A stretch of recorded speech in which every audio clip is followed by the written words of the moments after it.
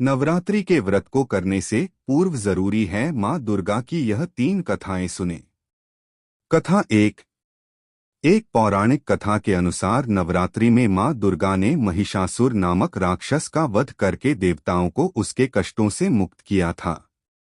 महिषासुर ने भगवान शिव की आराधना करके अद्वितीय शक्तियां प्राप्त कर ली थीं और तीनों देव अर्थात ब्रह्मा, विष्णु व महेश भी उसे हराने में असमर्थ थे। महिषासुर राक्षस के आतंक से सभी देवता भयभीत थे। कथाकथ एक नगर में एक ब्राह्मण रहता था। वह मां भगवती दुर्गा का परम भक्त था। उसकी एक कन्या थी। ब्राह्मण नियम पूर्वक प्रतिदिन दुर्गा की पूजा और यज्ञ किया करता था। सुमति अर्थात ब्राह्मण की बेटी भी प्रतिदिन इस पूजा में भाग लिया करती थी। एक दिन सुमति खेलने में व्यस्त होने के कारण भगवती पूजा में शामिल नहीं हो सकी। यह देख उसके पिता को क्रोध आ गया और क्रोधवश उसके पिता ने कहा कि वह उसका विवाह किसी दरिद्र और कोढ़ी से करेगा। पिता की बातें सुनकर बेटी को बड़ा दुख हुआ और उसने पिता के द्वारा क्रोध में कही गई बातों को सहर्ष स्वीकार कर लिया। कई बार प्रयास करने से भी भाग्य का लिखा नहीं बदलता है। अपनी बात के अनुसार उसके पिता ने कन्या का विवाह एक कोढ़ी के साथ कर दिया।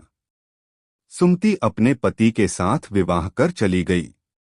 उसके पति का घर न होने के कारण उसे वन में घास के आसन पर रात बड़े कष्ट में बितानी पड़ी।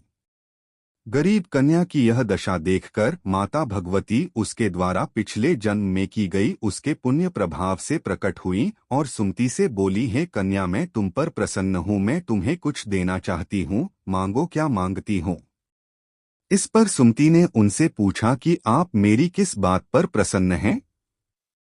कन्या की यह बात सुनकर देवी कहने लगी, मैं तुम पर पूर्व जन्म के तुम्हारे पुण्य के प्रभाव से प्रसन्न हूँ। तुम पूर्व जन्म में भील की पतिव्रता स्त्री थी।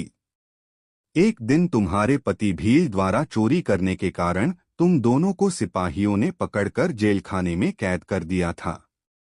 उन लोगों ने तुम्हें और तुम्हारे पति को भोजन भी नहीं दिया था। इस प्रकार नवरात्र के दिनों में तुमने न तो खाया और न ही जल पिया, इसलिए 9 दिन तक नवरात्र व्रत का फल तुम्हें प्राप्त हुआ। हे ब्राह्मणी, उन दिनों अनजाने में जो व्रत हुआ, उस व्रत के प्रभाव से प्रसन्न होकर आज मैं तुम्हें मनोवांछित वरदान दे रही हूँ। कन्या बोली कि अगर आप मुझ पर प्रसन्न हैं तो कृपा करके मेरे पति का कोढ़ दूर कर दीजिए।